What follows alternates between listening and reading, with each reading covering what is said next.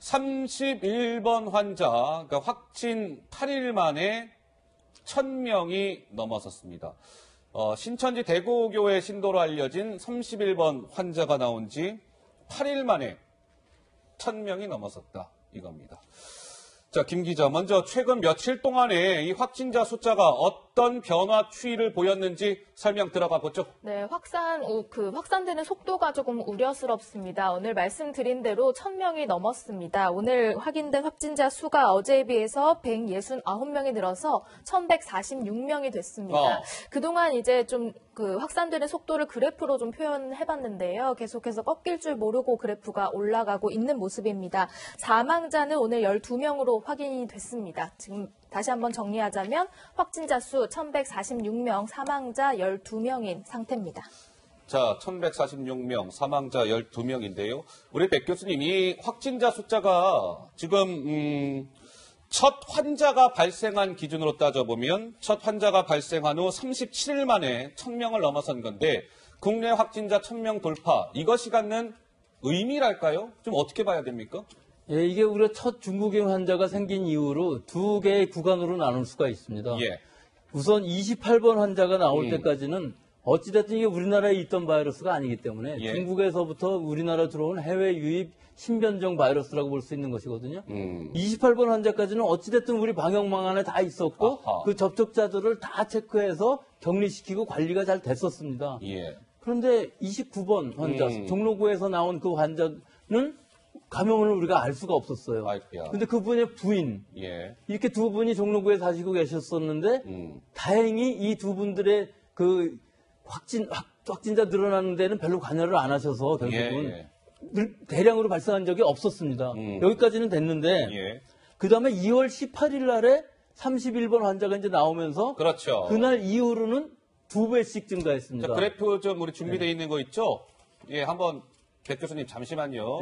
이제 이런 거 이거예요. 그러니까 이겁니다. 2월 18일 31번, 그러니까 31번째 환자가 나온 게 이제 31번 환자 신천지 대구 교인 18일 날 나왔고 그 이후에 그래프 한번 이 기울기를 보세요. 그 말씀하고 계시는 거죠? 예, 우리가 지금 저걸 기하급수적이라고 표현을 하는데 사실은 기하급수는 아니고요.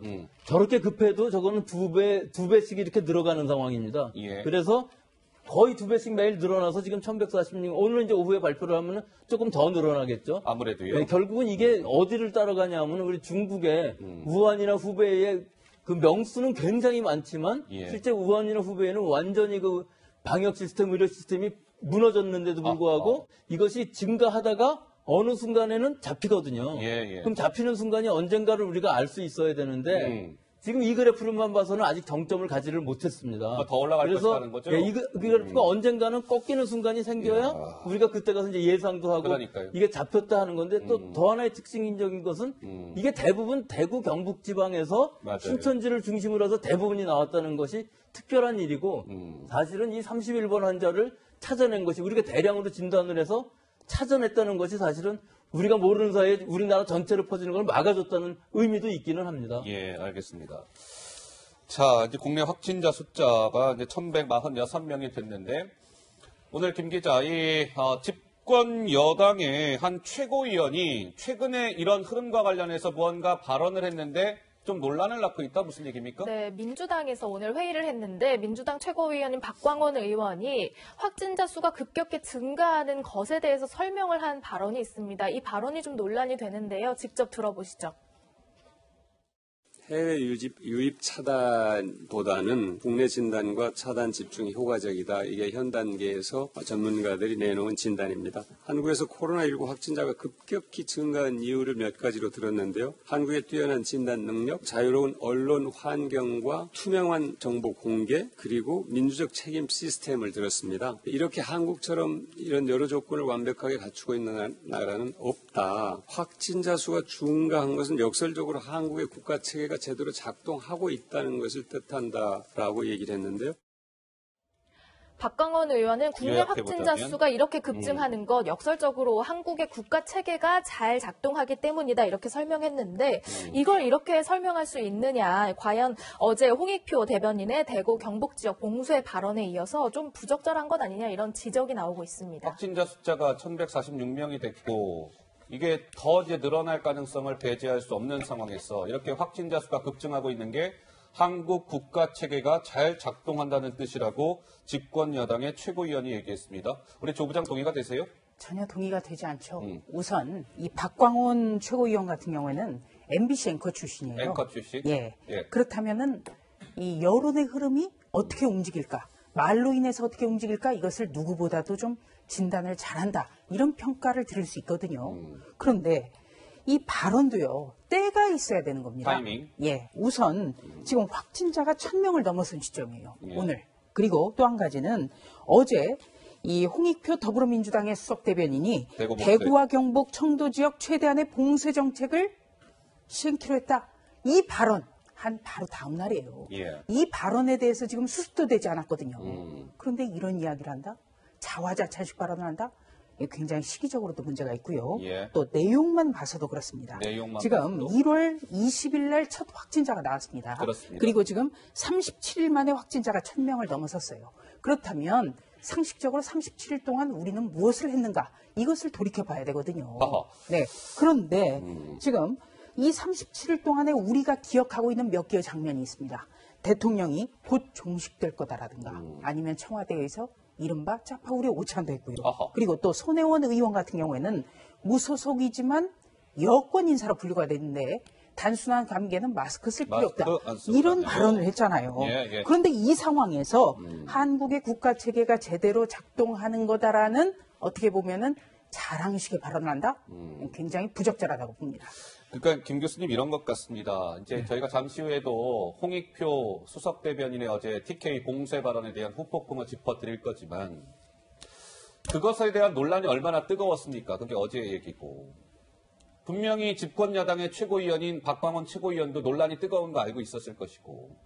그럼 오늘 본인이 이런 얘기했을 때, 야, 국내 확진자 수가 급증하고 있는 게 국가 체계가 잘 작동한다는 뜻입니다. 라고 얘기했을 때, 우리 대부분의 대한민국 국민들의 반응은 어떠할까를 한번 헤아리고, 생각하고, 이런 발언들을 해야 될 텐데, 박광원 최고위원의 저 발언, 우리 김 교수님은 어떻게 들으셨습니까?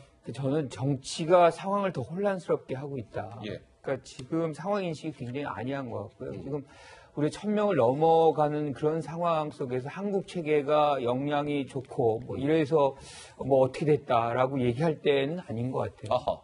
지금 정치권은 어떻게 보면 지금 선거 국면이다 보니까 예. 뭐 다른 입장에서 이 얘기를 하고 있지만 사실은 국민들의 생각은 아주 다르거든요. 국민들은 빨리 이 문제가 어떻게 해소될 수 있나에만 집중을 하고 있는데 예. 누가 잘했다, 누가 못했다. 여당은 이제 본인들이 잘했다는 얘기들을 계속하고 야당 같은 경우는 뭐가 부족하다, 뭐 계속해서 서로의 비판을 이끌어가고 있는 것, 이런 소모적인 장면이 국민들에게는 오히려 더 화를 돋구는 그런 장면이다. 그래서 정치적인 어떤 언급이 가급적이면 최소화되는 것이 지금 국민들이 원하는 그런 상황 아닌가 그렇게 생각합니다. 우리 뭐 대한민국에는 헌법도 있고 많은 법이 있지만 가장 위에 있는 게 소위 우리가 국민정서법 이런 얘기 많이 합니다. 박광원 최고위원의 이 얘기가 국민정서법에도 좀 위배되는 발언은 아닐까? 한번 좀 생각해 봐야 할 대목이 있는 것 같고요. 오늘 이런 좀 전망이 하나 나왔는데 그래픽 주시죠. 자, 백 교수님께 한번 여쭤볼게요.